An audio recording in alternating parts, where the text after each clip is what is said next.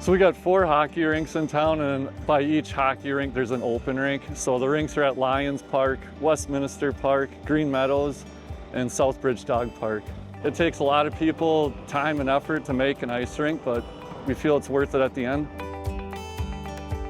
First couple of days are slow, especially the first day. You're just putting down really thin amounts of water. If there's any unevenness to the rink, all the water is going to flow to the low spot. If you get too much water there, it's going to melt the frost out.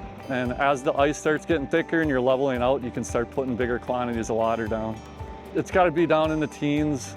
So that's why a lot of times you see ice on the ponds before you even see us out flooding rinks, because we got to let frost get into the ground, typically 3 to 4 inches of frost before we can even consider putting any water down. Without the frost, the water's just going to run right into the ground. Once you got 3 to 4 inches, then you can start putting light coats of water down. Usually we start out with the tanker, so that's a 2,000 gallon tank. Right away when you start, you might only put 1,000 gallons down. As you're leveling out, you can start putting down the full 2,000. New this year, we call it the bubbler. We hook onto a fire hydrant. We pull 2.5-inch fire hose out. With that, you're putting down probably about 10,000 gallons in about 35 minutes. To put 1 inch of water down on a rink is about 10,500 gallons. So that's what we're shooting for when we start going out with that bubbler, is at 10,000 gallons or so.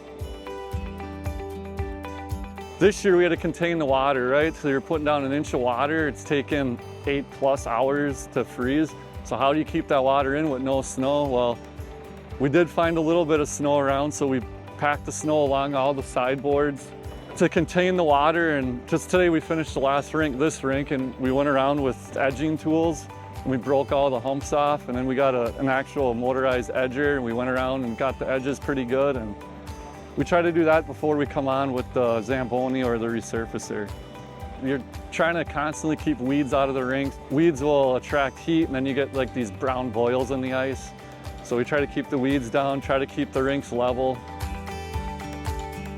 Every year is different, but it's fun seeing it when it's all done and complete.